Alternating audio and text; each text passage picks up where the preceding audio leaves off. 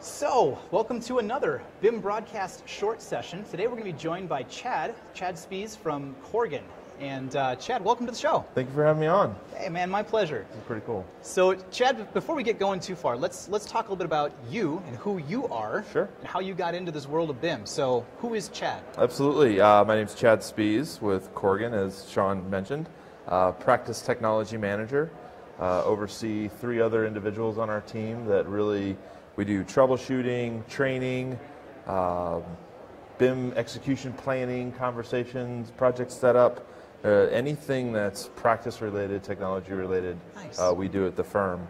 I love that the second part of the question that you asked. Why did I get into this? Right. Why did you get into this? Why did I get into this? I love technology. Excellent. I'm still an architect, registered architect.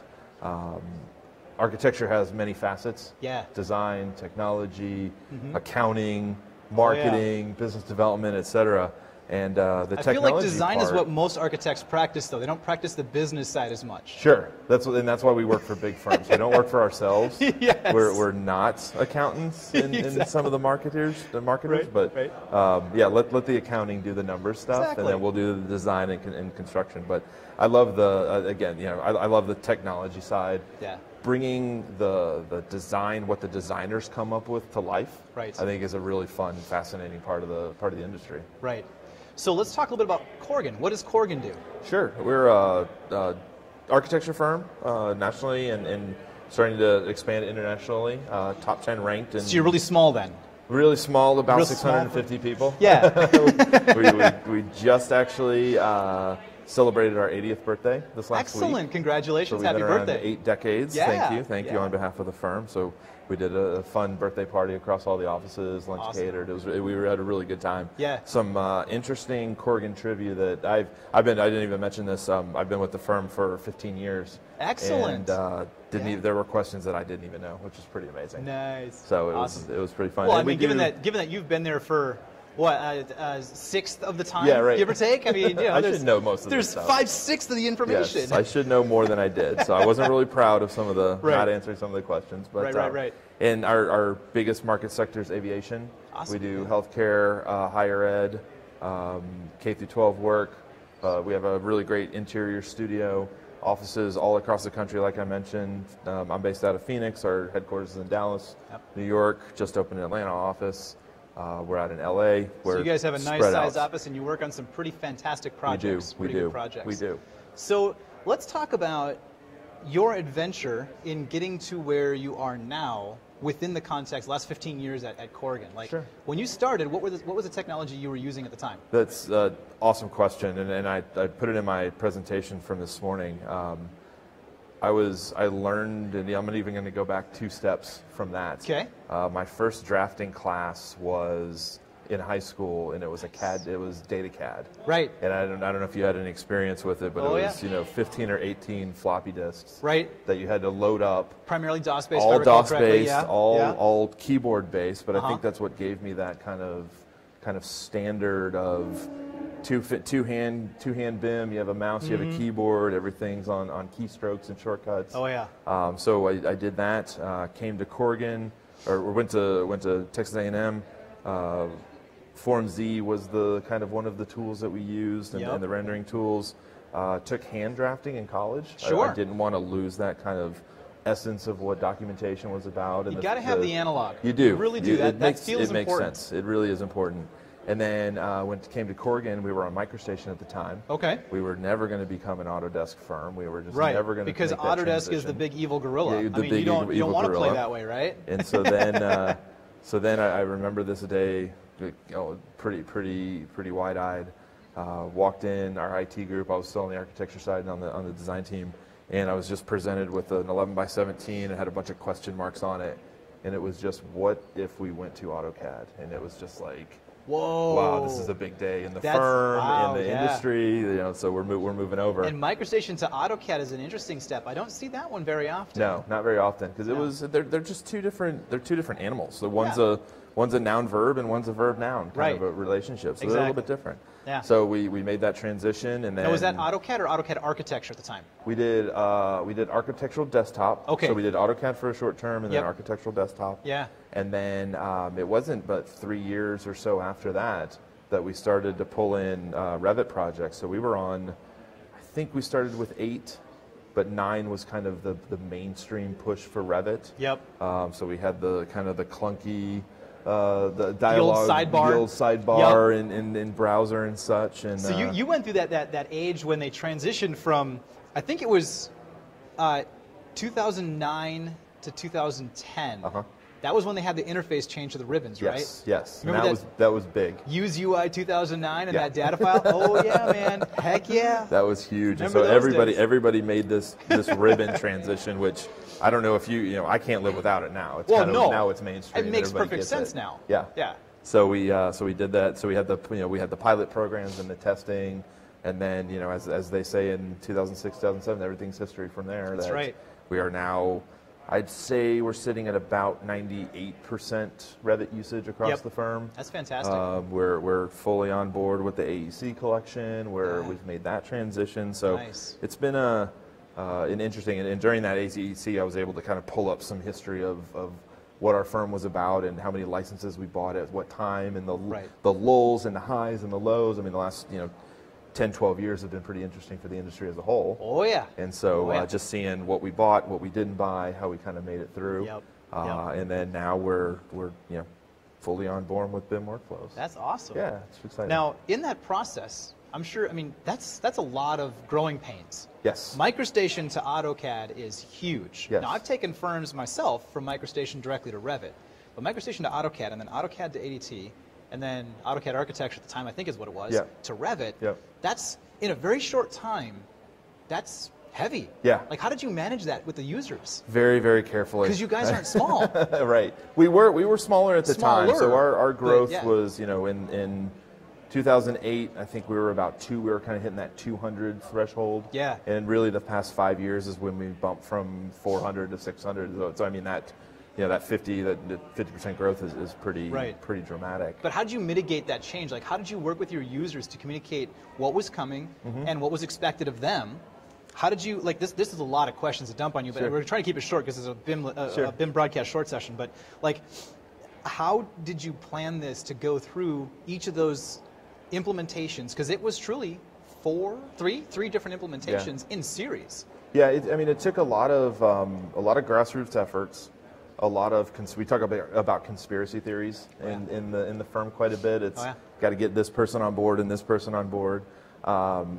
A lot of training sessions, and it was one of the first opportunities I had to meet Lynn Allen. She probably doesn't even remember coming to the firm, but she came in and helped us with that training session. So it was find the power users, fly them in if they were in another office, dedicate 2, 3, 4 days to if we're making that kind of both financial commitment, but then also process and workflow commitment. Right. Bring the right people in, get the right training, get everybody on board, and then now you have that critical mass, get the right projects, get everything kind of moving in the same direction. So start with a plan. Yep. Communicate it. Yep. Pick the right people. Educate them, enable them, and then test it, like roll it out slowly, right? It wasn't like everybody gets this. It was you had to take steps to get to that. Yeah, you had to find the right project that fit to set yourself up for success. Part of the conspiracy. Right. Once you have the right projects and the right people, then you can start building that snowball, if you will, and you just get that. You need that momentum, and once you have that momentum, then you can kind of overcome really anything that throws. It's the same issue that we had from drafting to CAD. 25 years ago or so that. What I'm doing is fine now. Why do I need to change? Right. Well, you can do it better, but you have to be proven. You have to prove how you do it better. Or my favorite statement: because we've always done it this way. No, you haven't. You haven't. It's all you remember, mind you, but you haven't always done it. Well, I have that conversation on a lot of different topics about.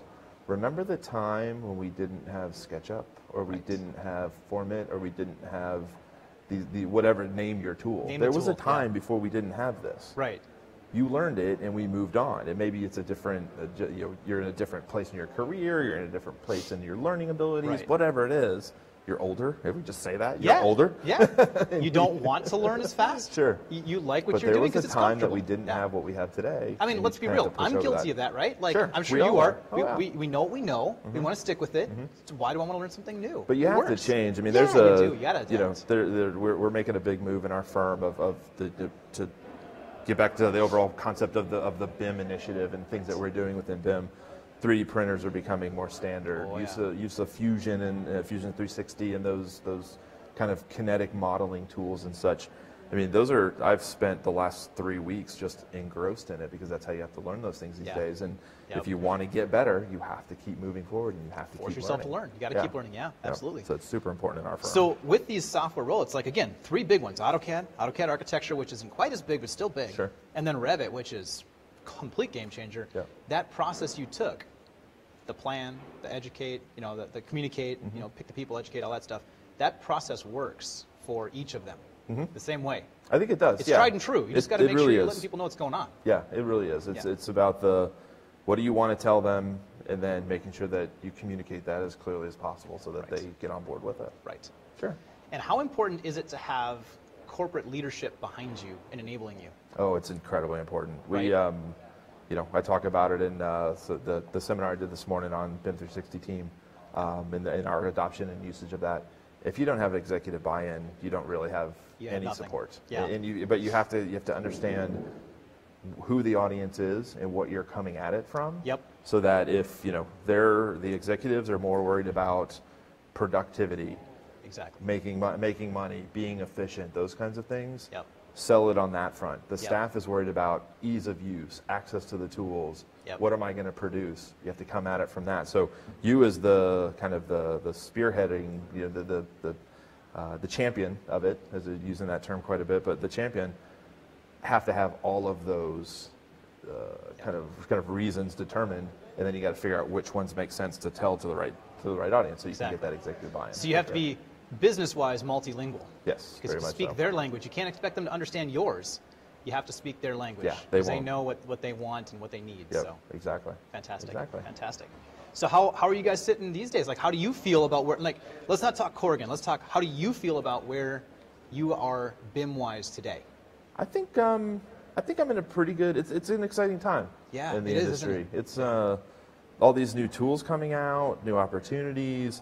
The things that we can do now, we couldn't do 10, 12, 15 years ago. Right. I mean, those are amazing. We were just, with just 2D line drawing, that was incredible. Yeah. But now you can go into 3D and you can see things in so many more ways, and you can, you have an opportunity to present your ideas in ways that, going back to that concept of knowing your audience. Yep. Some folks want to be in a VR headset. Some folks want to see it in an augmented reality situation. Right. Some people just still want to see prints. Print me out a plan. Let me look at it, and let's do it that way. Exactly. You have all of that at your disposal. Yep. Now it's the internal problem that we're trying to solve. It's not the tool. Every tool is available to us.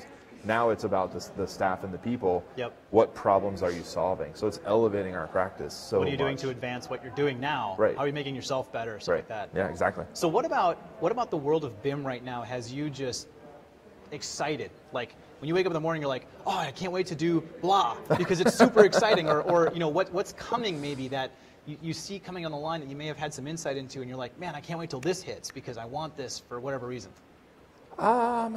I don't know if it's one particular thing. Sure. I think it's just everything about it, kind of building on what we talked about a second ago. It's just the technology, the advancement, the ability, what we can do. All of it in general. It really is all in general, and that's one of my challenges I find in the role that I'm at in at the firm is how can I get everybody else excited about what I'm doing. Right. Like that's I love it. I'm excited about it.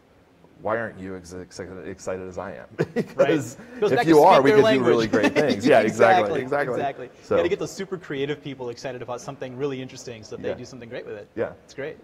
So everything. I really do love the people part, the fun part, the BIM part, the technology, the visualization. Everything's really exciting about it. Fantastic. Yeah.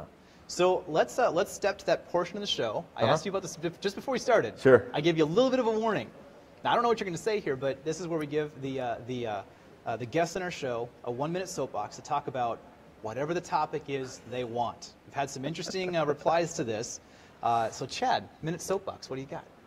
Oh, what do you want to share with the world? Let's see. We're not going down the political path.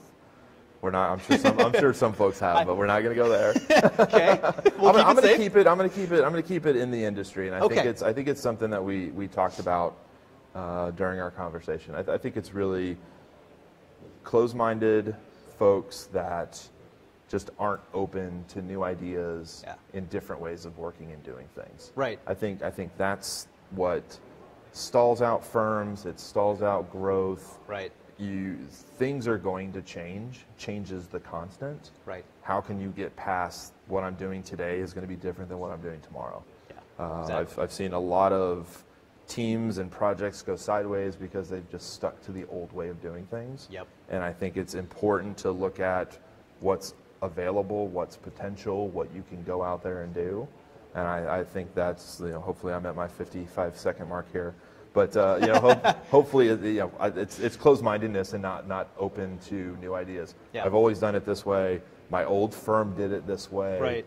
Okay, you don't work there anymore. Right. You came to work with us for a good reason. Yeah. So I think joke. Wrapping it up, I think it's about not having an open mind to new ideas and advancement of AR industry and just things we do in general. Yeah, I think I heard it in a Lexus commercial recently. They had said something, and I don't think they were the first ones to say it, but they were saying something like, if you're not moving forward, if you're standing still, you're actually moving backwards, you're falling behind. That's pretty much what's happening. I mean, in the world of architecture, we've been, honestly, falling behind for a while. Yeah. Because we're not really staying up with what technology can do. We're starting to do it now, but we really haven't done it all that well in the last, 20 years or more. Right. So, yeah, I'm excited about that as well. That's fantastic. Well, Chad, I really appreciate you joining me today. Thank you for your time. For sure. Look forward to talking with you more in the future. Thanks for having us out. And we'll see you around the convention. See you, Shawn. Thanks. Bye. Bye-bye.